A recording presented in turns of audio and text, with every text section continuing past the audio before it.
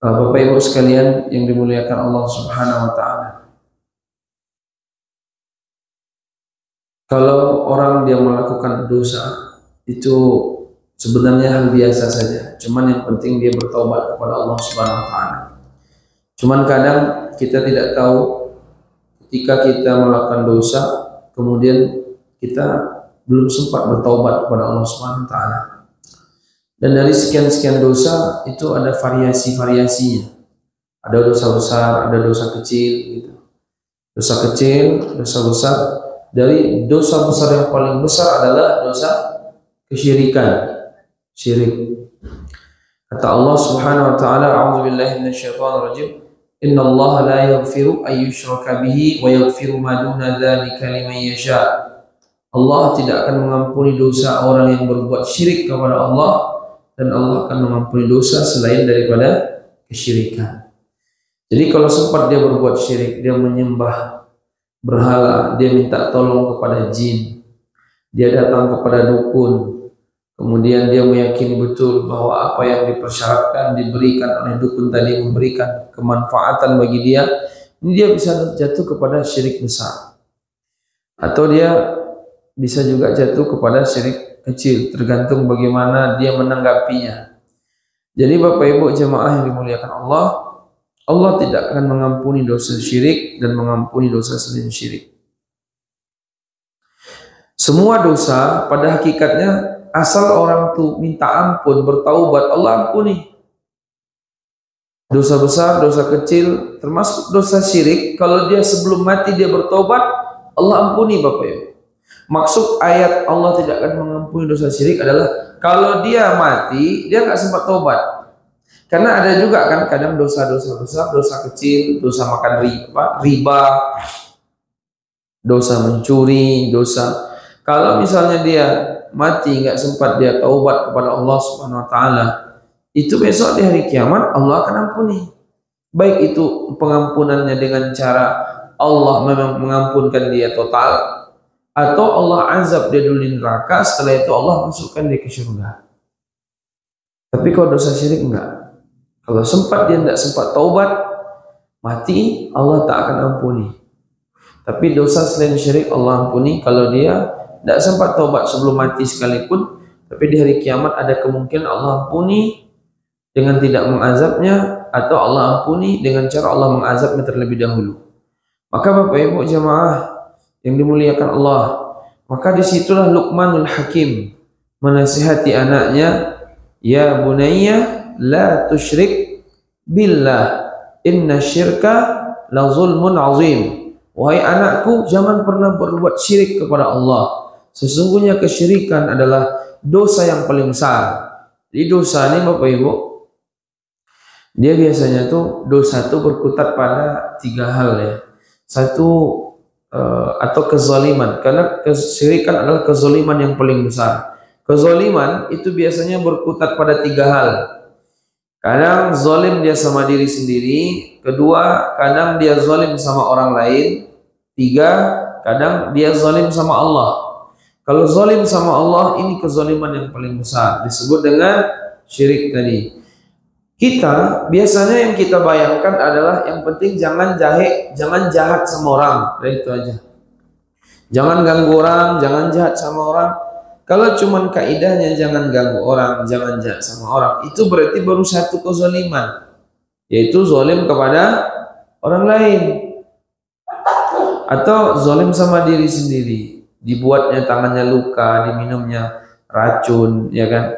Nah, itu zalim sama diri. Bagi Allah, orang yang zalim kepada orang lain, dia juga dosa. Dia zalim kepada diri sendiri, itu juga dosa. Dari dosa ini, yang paling besar zalim kepada Allah. Zalim kepada Allah bagaimana? Menduakan Allah Subhanahu wa taala. Makanya dosa yang enggak Allah akan ampuni itu kalau dia mati tidak sempat taubat, yaitu dosa yang itu melakukan kesyirikan. Bapak Ibu, kita mungkin umumnya ya, karena kita masyarakat yang bisa dibilang ya dari turun temurun begitu gitu kan, bercampur kadang-kadang antara tauhid dengan syirik. Kadang kita pernah ya melakukan satu amalan yang terkait dengan kesyirikan. Pernah enggak, Bu? Pernah? Bapak Ibu pernah melakukan dosa yang dosanya itu terkait dengan kesyirikan? Kadang kalau dilihat umumnya kita di Indonesia ini ada gitu kan, karena masih ada efek-efek kadang sedikit itu ajaran-ajaran Hindu Buddha yang dulu kadang dengan mistis-mistis itu kita masih melakukan, ya kan? Misalnya kalau tidak laris dagangan, berarti datang ke orang bodoh. Orang pintar malah saya bilang orang bodoh, ya kan? Ya enggak, biar laris, ya kan? Nanti kalau ada sesuatu yang kita hilang barang, datang kita ke tempat dia juga, kita minta gimana. Bahkan tak jarang orang minta ramalkan kehidupan dia di masa akan datang, gitu kan? Meramal tuh yang sering kali kan, itu kesyirikan itu. Ada tuh, Bu, masih ada itu. Sama kayak zodiak. Kalau bulan ini dia lahir, dia keuangannya seperti ini, ininya seperti ini kesyirikan semua. Di salah satu siaran TV ada orang dia lihai katanya pandai untuk menerawang kehidupan orang masa akan datang. Ini setan ini, syirik ini, dukun ini. Dia bisa menerawang kehidupan orang di masa akan datang. Terakhir dia sendiri ditipu sama asistennya, dukun ini tadi. Dia punya asisten, ya kan, ajudan lah gitu kan. Jadi ketika acara dia selalu dibawa. Jadi kalau dia dapat duit dari acara itu, nanti asistennya tuh yang ngatur semuanya. Rupanya dia lari. Berarti kan dia nggak tahu yang masa akan datang. Kan bodoh dia. Nggak tahu mereka Bapak Ibu. Tapi orang masih aja.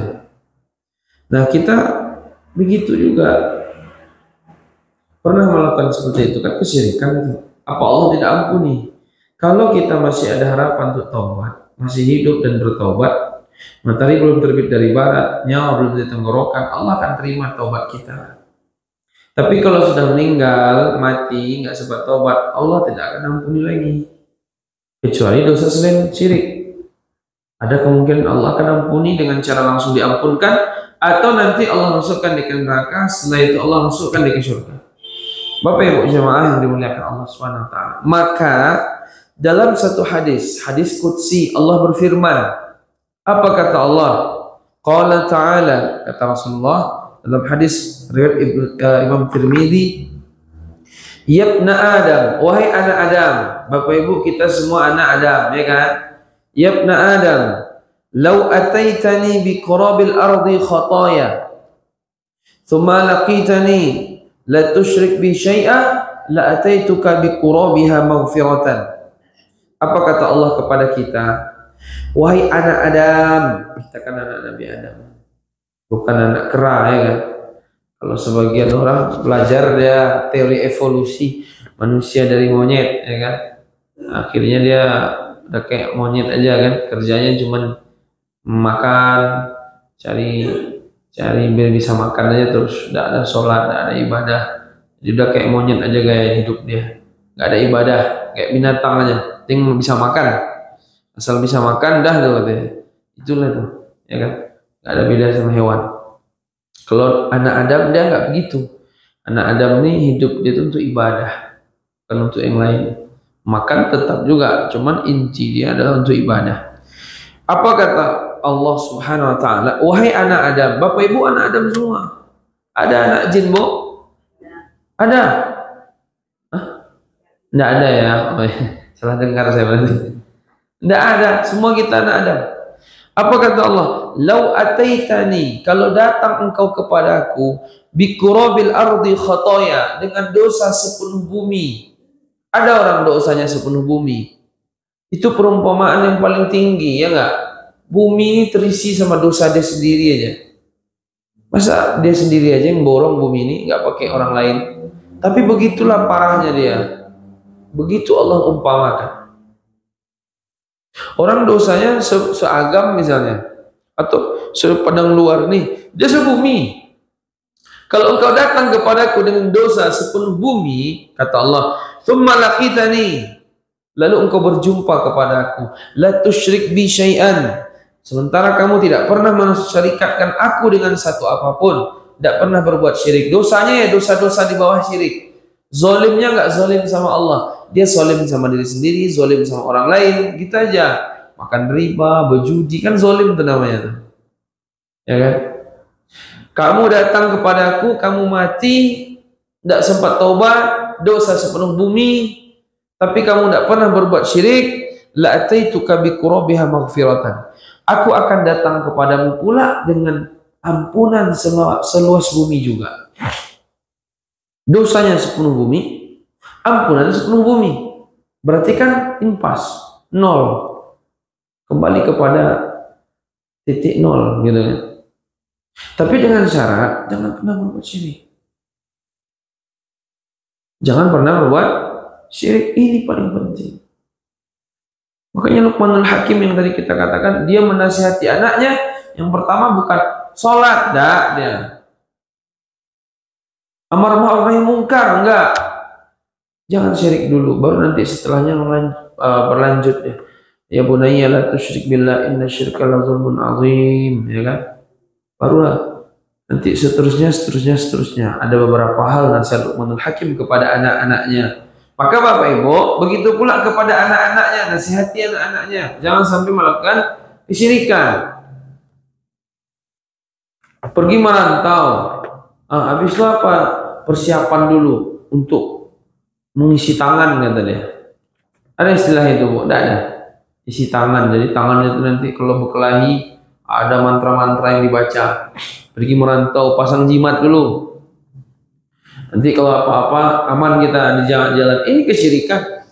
Digantung di leher, digantung di pinggangnya. Ini semua kesyirikan, tidak dibenarkan. Jadi Bapak Ibu, ini kadang kita lakukan, ya kan? Biasa aja kita. Jadi jamaah yang dimuliakan Allah Subhanahu Wa Taala, Luqmanul Hakim dalam surat Luqman ayat 3, surat 31, Allah mengatakan ayat 13 ya Bu ya, ayat 13 sampai ayat 19 ya kan. Dia menasihati anaknya, ya bunayya la tusyrik billah inna syirka la zulmun azim. Baru habis itu yang kedua, wa wasainal insan biwalidayhi, diperintahkan untuk berbuat baik ke orang tua. Yang pertama jangan buat syirik, yang kedua berbuat baik kepada orang tua. Anishkurli wa liwalidayka ilayyal masir. Yang ketiga, jangan taati orang tua kalau dia menyuruh kepada kesyirikan. Kemudian yang keempat, bahwa setiap apapun yang kamu lakukan Allah mesti akan hitung semuanya. Allah ingat, Luqman mengingatkan anaknya, jangan pernah melakukan sesuatu yang itu dosa. Kalau melakukan apapun, soalnya semua apapun dilakukan mesti akan dicatat oleh Allah. Ya bunayya inna intakum mithqala habatin min khardal fatakun fi sakhati aw fis samawati aw fil ardi ya'ti biha Allah. Allah akan balas semua kebaikan atau keburukan kita.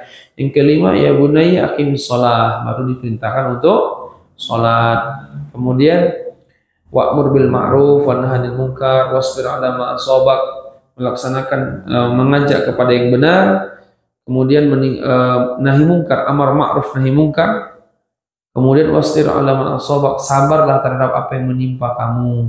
Wala tasa'ir khaddaka linnas, jangan kamu memalingkan wajahmu dari manusia, dan jangan berjalan di muka bumi dengan sombong. Gitu kan? Itu nasihat-nasihat yang jangan sombong, sabar, itu belakangan. Yang nomor satu apa? La tusyrik. Yang pertama la tusyrik billah.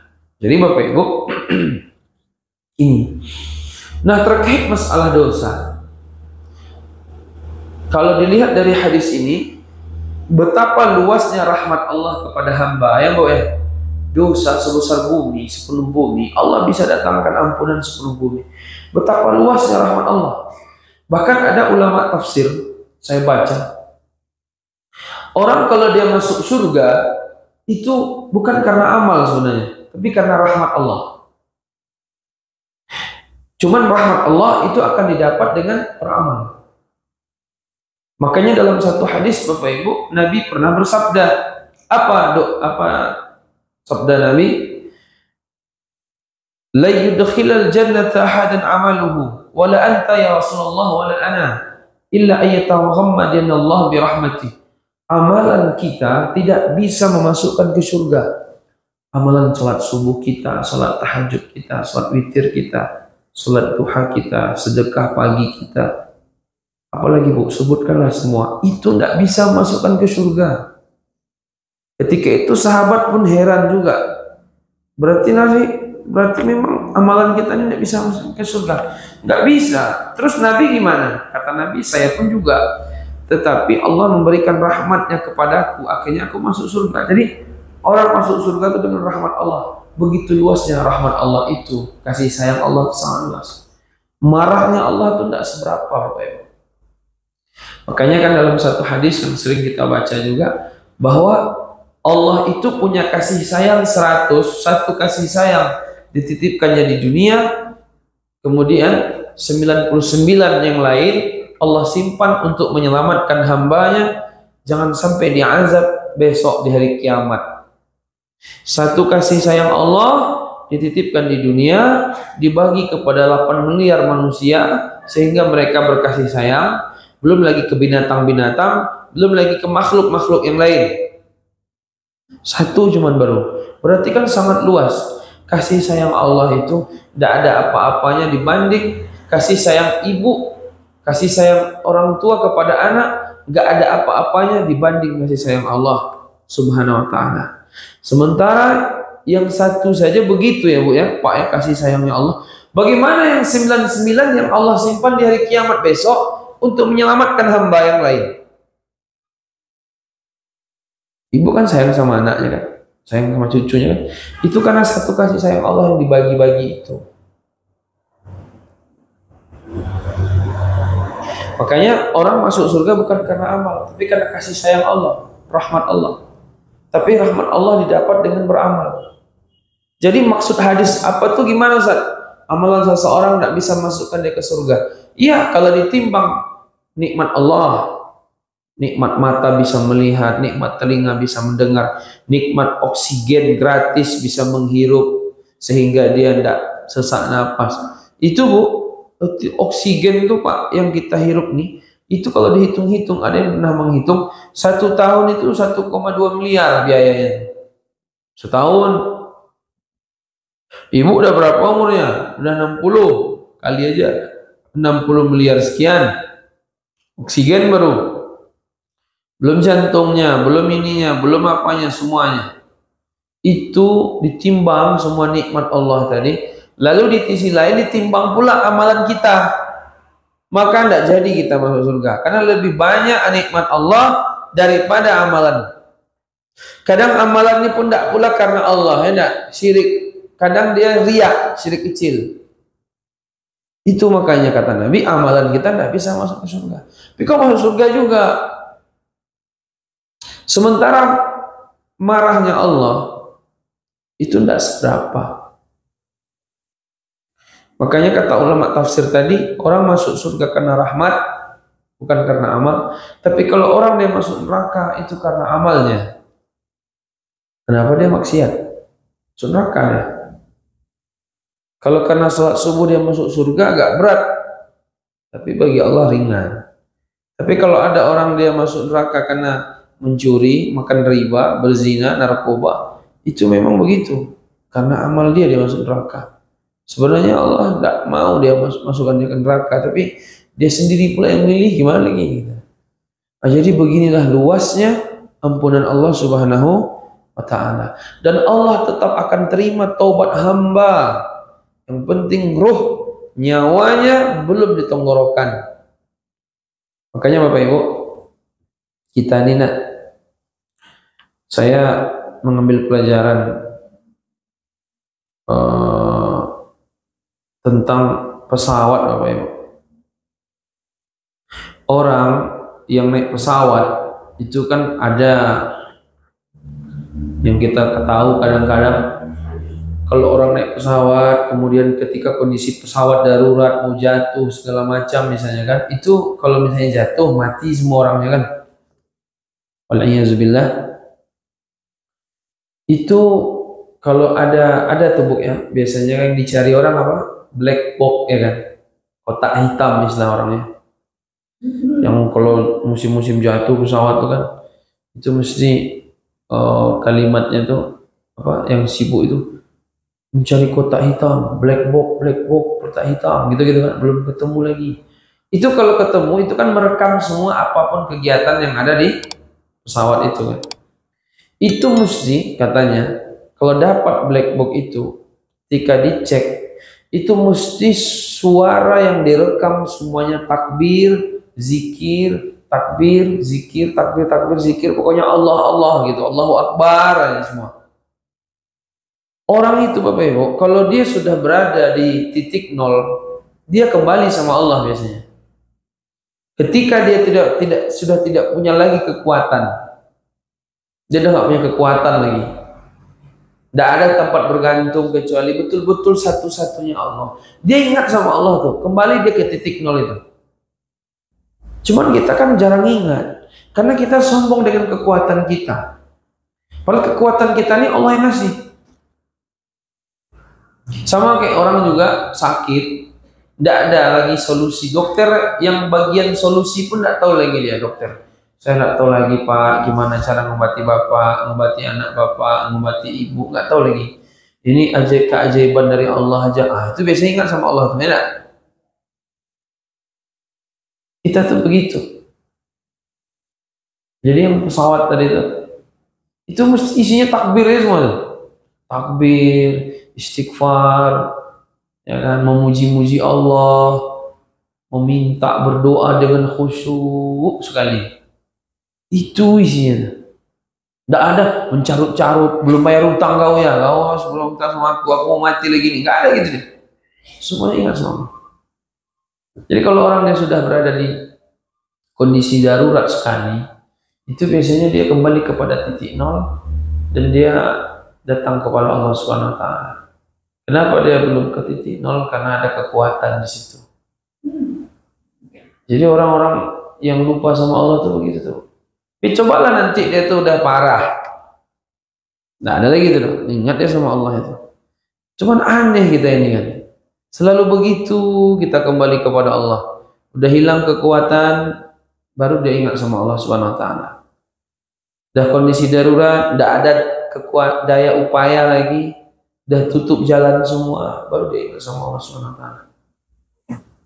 Jadi jemaah yang dimuliakan, Allah akan terima taubat hamba-hambanya selama yang penting nyawa belum ditenggorokan. Habis itu yang kedua, matahari belum terbit dari barat dan rahmat Allah itu sangat luas.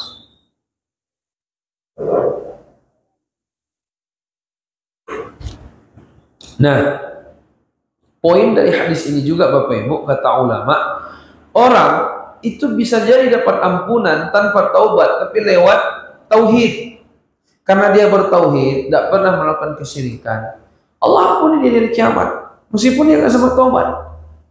Tapi jangan berbuat syirik. Makanya kenapa dia bertauhid? Karena dia nggak pernah bersyirik, ya kan?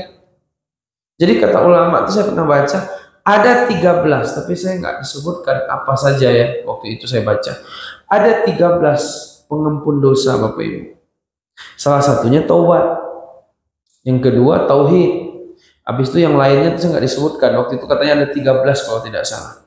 Allah akan ampunkan dosa mereka, orang-orang yang mereka berdosa. Salah satunya dengan pintu taubat, salah satunya juga dengan pintu tauhid. Jadi kalau orang mati banyak pun dosa dia, tidak pernah dia, tapi dia nggak pernah berbuat kesyirikan, berarti dia bertauhid, maka ketika itu Allah akan ampuni dosa-dosa dia, meskipun dosanya sepenuh bumi.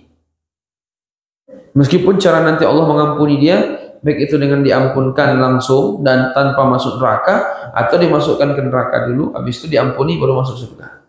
Tapi ujungnya masuk surga, karena dia bertauhid. Makanya semua orang Islam masuk surga. Meskipun nanti cara masuk surganya berbeda-beda. Ada yang masuk surganya tanpa dihisab, ada yang masuk surganya dihisab terlebih dahulu, ada yang masuk surganya dimasukkan ke neraka dulu, habis itu baru dimasukkan ke surga. Dia kan ada 3. Begitu. Jadi rahmat Allah ini sangat luas bagi hambanya. Bapak Ibu jemaah yang dimuliakan Allah Subhanahu wa taala, terkait masalah taubat ini, ya kan? Di antara syarat taubat kata para ulama ada banyak, ya, bervariasi. Ada yang mengatakan 3, ada yang mengatakan 5. Kalau ada yang mengatakan 5, taubat itu pertama ikhlas, yang kedua menyesal akan kesalahannya, yang ketiga bertekad untuk meninggalkan, yang ketiga meninggalkan maksiat, yang keempat bertekad untuk tidak mengulangi maksiat lagi, dan yang kelima itu tadi, sebelum sekarat dan matahari belum terbit dari barat, itu Allah akan terima taubatnya. Pertama ikhlas, yang kedua menyesal, 3 berhenti dari maksiat, meninggalkan maksiat, 4 bertekad tidak mengulangi, 5 matahari belum terbit dari barat atau nyawa belum ditenggorokan. Itu Allah terima taubat seseorang. Cuman kalau dosanya terkait dengan manusia, belum bisa, dia harus minta maaf. Itu pula dia. Jadi dosa sama orang itu kadang lebih berat dia, Bapak Ibu. Itu penting kita pahami. Nah, maka jemaah yang dimuliakan, taubat orang kepada Allah, dia mesti istighfar kan, astagfirullah gitu kan.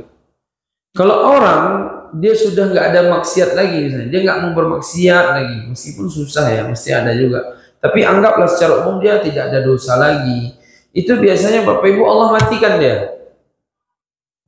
Karena dalam hadis kata Nabi, laulam tuznibun, kalau laulam tuznibu la dhahaballahu bikum wa la jaa biqaumin yuznibun fayastaghfirunallaha fayaghfaru lahum. Apa kata Nabi? Kalau kalian tidak melakukan maksiat lagi, maka Allah akan membinasakan kalian. Maksudnya Allah akan matikan kalian.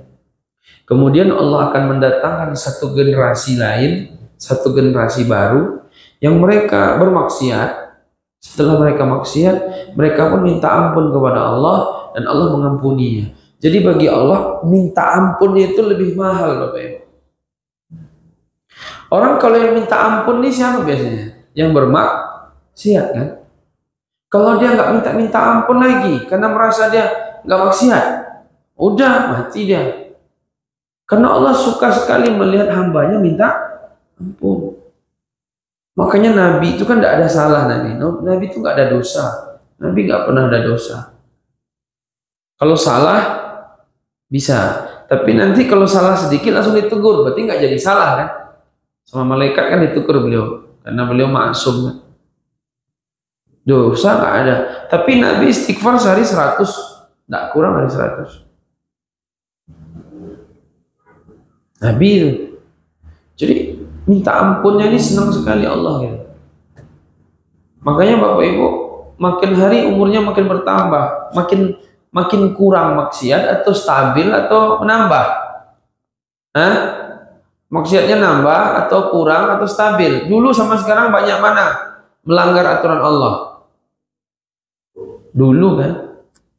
Makanya di situ tuh memang Allah tuh sayang kali sama kita. Bagaimana nanti ketika kita jumpa sama Allah, memang kita nggak maksiat-maksiat lagi gitu. Kalau maksiat-maksiat juga, nanti ada cara Allah untuk membersihkan dosa dengan sakit, dengan ujian-ujian, sehingga ketika dia jumpa sama Allah mati bersih. Itu hikmahnya. Makanya orang kalau makin berumur itu ya dia harus makin baik, jangan makin rusak. Maksimalkan ibadah semaksimal mungkin, tinggalkan kemaksiatan, karena dia makin hari makin dekat dengan Allah. Kita ini Bapak Ibu makin hari ketemu hari baru, kita makin dekat berjumpa dengan Allah, karena umur kita sudah berkurang setiap hari, ya kan? Makanya jemaah yang dimuliakan Allah, kalau ini hadis ini luar biasa ini ya. Kata Nabi, kalau kalian tidak bermaksiat lagi, maka Allah akan membinasakan kalian. Maksudnya Allah akan matikan kalian. Allah akan ganti dengan satu generasi yang mereka bermaksiat, kemudian mereka minta ampun kepada Allah dan Allah mengampuni. Allah suka sekali mengampunkan orang. Kalau dia nggak bermaksiat kan, berarti kan dia nggak minta ampun. Tapi kalau dia bermaksiat, nanti dia minta ampun, Allah surga. Allah nggak begitu memperhitungkan dosa dia, tapi Allah lebih memperhitungkan kepada taubatnya. Senang sekali Allah. Tidaklah begitu marah Allah dengan dosa dia, dibanding dengan senangnya Allah dengan dia bertaubat kepada Allah. Begitu Allah itu, Bapak Ibu. Begitu Allah sangat luas rahmatnya kepada hamba-hambanya. Jadi kita banyak istighfar, banyak minta ampun sama Allah. Apalagi Bapak Ibu hafal kan Sayyidul Istighfar yang pernah kayak saya sampaikan sepekan yang lalu. Sayyidul Istighfar, pemimpinnya istighfar. Apa doanya, Bu?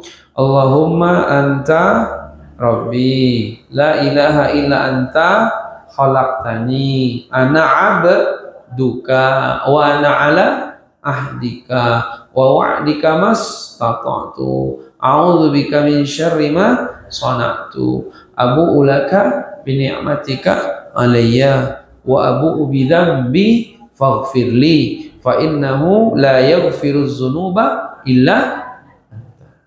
Kata Nabi, siapa membaca doa ini di pagi hari, kemudian belum datang malam, dia meninggal, maka dengan penuh keyakinan membaca ini, tempatnya di surga.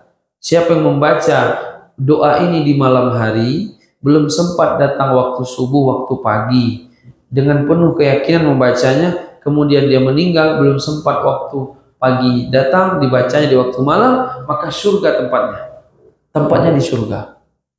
Jadi Bapak Ibu jangan pernah kita tinggal baca doa ini di waktu pagi dan di waktu sore atau malam hari. Allahumma anta Rabbi, ya Allah Engkaulah Tuhanku, la ilaha illa anta, tiada Tuhan selain Engkau, khalaqtani, menciptakan aku, ana abduka wa ana ala ahdika, akulah hambamu dan aku selalu berada dalam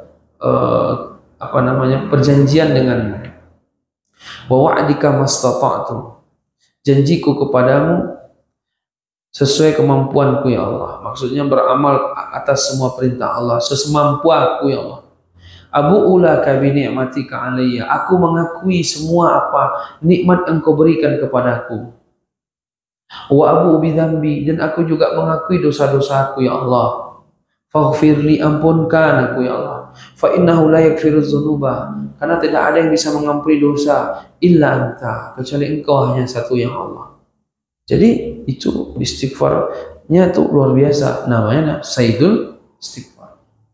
Jadi Bapak Ibu jemaah yang dimuliakan Allah Subhanahu wa taala, kaum baru tadi Allah datangkan kaum baru, mereka bermaksiat, lalu mereka minta ampun kepada Allah, Allah mengampuni mereka. Allah mengampuni mereka.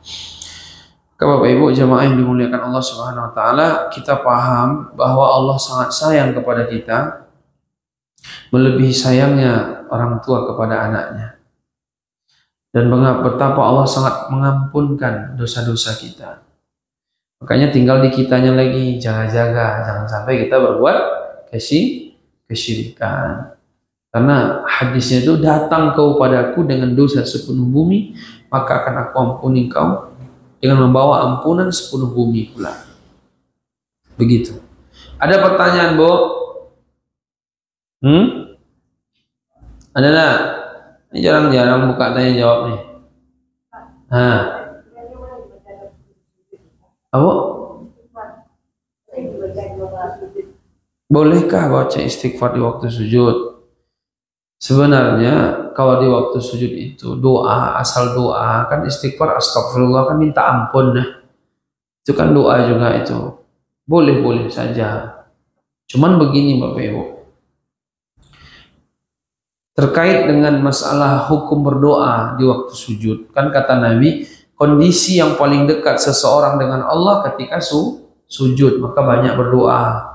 Nah, terkait masalah doa dalam sujud, ini kan ulama berbeda-beda dalam menjelaskan. Ada yang menjelaskan bahwa doanya itu cuma dalam sholat sunnah saja, bukan sholat wajib. Ada pula yang mengatakan doanya itu di hati, bukan di lisan. Karena kenapa? Karena dalam sujud itu kan ada bacaan tersendiri, bacaan sholat. Subhana rabbiyal a'la, hamdi. Takutnya nanti selain bacaan sholat pula kita baca, kata mereka. Ini yang kedua dari yang saya baca. Ada pula yang mengatakan, ya boleh-boleh saja kita baca dalam sujud, doa apapun. Doa, minta aja. Kan kita kan bukan membaca bacaan sujud. Kita habis doa bacaan sujud, kita habis itu minta doa, minta pula sama Allah. Kan boleh. Bahkan sampai ada tuh keterangannya saya baca, pakai bahasa daerah pun boleh. Cuman nanti kan Bapak Ibu agak gimana rasanya kan? Karena di antara pembatal sholat adalah mengucapkan di luar bacaan sholat. Bahkan dalam satu hadis itu kalamun nas, keterangannya mengucapkan bacaan manusia. Cuman ulama yang lain mengatakan apa pula salahnya? Kan bukan membaca bacaan sholat, kan doa. Buktinya ketika kita kunut nazilah itu kan ya Allah hancurkan Israel, ya Allah hancurkan Amerika. Itu kan doa dalam kunut, itu kan di luar juga bacaan sholat tuh katanya. Tapi karena memang posisinya tepat, namanya kunut di waktu selesai ruku, pas posisi setelah pas iktidal, ya nggak apa-apa. Nah, jadi kalau saya sih Bapak Ibu, boleh-boleh saja. Kan kita doa kan minta ampun kan. Astagfirullah, astagfirullah. Cuman kan tidak harus di sujud itu juga, tempat lain kan bisa. Lagi duduk-duduk istighfar kan bisa. Lagi menunggu pelanggan istighfar juga bisa. Lagi apa lagi? Lagi di mobil, bawa mobil istighfar juga bisa. Ya, lagi jalan istighfar bisa. Pokoknya istighfar itu, zikir itu kapanpun bisa. Yang penting jangan di WC, misalnya di kamar mandi tidak boleh astagfirullah, astagfirullah, itu tidak boleh. Ya, karena menyebut lafzul jalalah dalam tempat WC itu tidak boleh. Kecuali dia istighfarnya di hatinya, itu mungkin boleh ya. Kayak gitu keterangan para ulama. Gitu ya, wallahu a'lam. Yang lain, Ibu?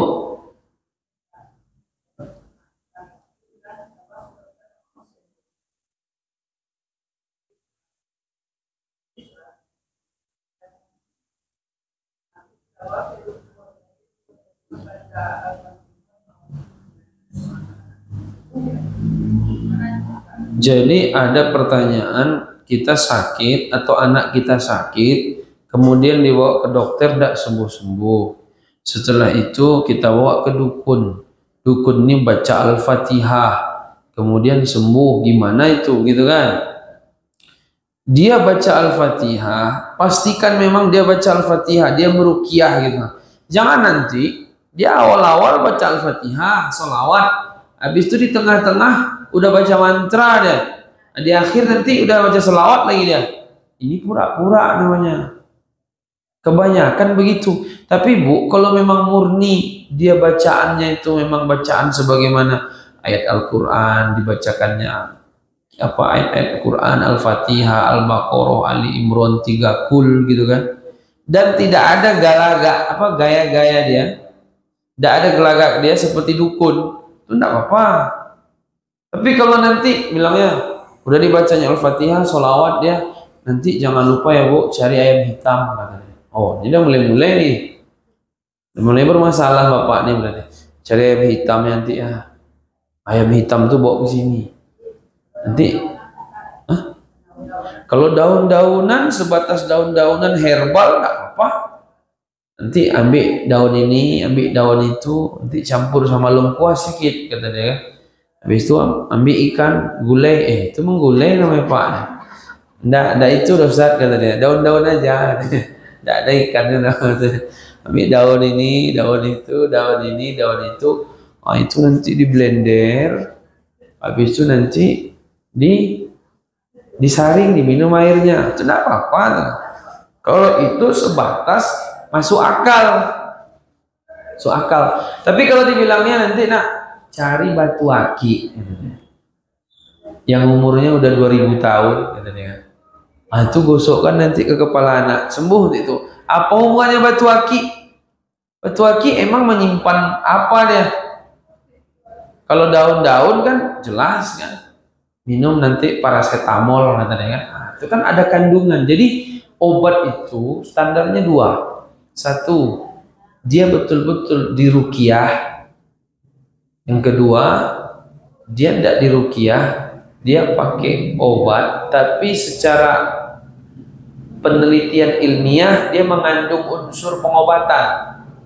Misalnya daun apa, Bu? Orang kalau demam apa dia ambil daun tuh? Hah? Daun kapasnya, daun bunga rayo, ya.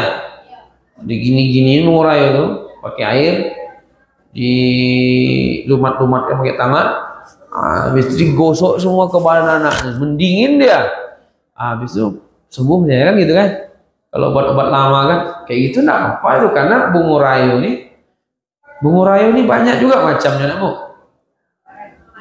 Ada juga bunga rayo. Hah? Nah, pokoknya begitulah. Secara penelitian ini memang mengandung menurunkan panas, gitu kan? Dipakai itu enggak apa-apa. Tapi enggak ada gantungan kuncinya. Bawa gantungan kunci ini. Pulang sembuh nanti. Dukun nih berarti. Jinnya di sini. Berobat sama dia harus bawa piring. Piringnya dibawa. Saya pernah ada tuh di satu kampung. Saya datang ke situ. Orang kalau berobat sini saatnya, satu bawa piring, dua pakai lap tangan katanya, sapu tangan. Apa pula hubungannya piring sama lap tangan? Nanti diisinya sesuatu di situ dalam piring kita tuh ditutup sama dia pakai lap tangan punya kita juga. Bawa pulang ke rumah, jangan dibuka kecuali sudah sampai di rumah. Ngapain pula kayak gitu? Apa unsur logikanya? Nggak nyambung kan, Bu? Itu bisa jadi syarat dari jin biar orang tunduk, tapi nanti disembuhkan sama jin itu. Nggak boleh. Obat-obat kampung itu rata-rata syirik. Ada juga yang enggak. Herbal murni enggak apa-apa. Tapi kalau dia bercampur-campur sama mantra-mantra Nyi Roro Kidul, enggak nyambung gitu. Enggak boleh itu. Itu sama orang-orang musyrik zaman dulu gitu juga ya. Sembuh juga orang sama dia. Tapi itu enggak dibolehkan. Tapi kita dulu begitu enggak, Bu? Saya pun dulu begitu. Yang ngajarkan kita ustadz juga. Rupanya ustadz ini dukun ya, separuh dukun, separuh ustadz. Iya. Enggak boleh begitu. Dilarang. Kita di pasar-pasar ini jangan masih ada juga. Tobatlah lagi, jangan lagi gitu. Tidak ada guna. Hapus amal-amal kita nanti karena kita bersekongkol dengan jin. Minta tolong sama jin. Gitu ya, Bu ya. Jadi boleh kalau memang dia masuk logika, tidak ada mencurigakan, gitu ya. Bapak Ibu, cukup sekian kajian kita pada pagi hari ini. Mudah-mudahan yang sedikitnya bermanfaat. Kita tutup dengan bacaan doa kafaratul majlis. Subhanakallahumma rabbana wa bihamdika asyhadu an la ilaha illa anta astaghfiruka wa atubu ilaik. Wabillahi taufiq wal hidayah. Assalamualaikum warahmatullahi wabarakatuh.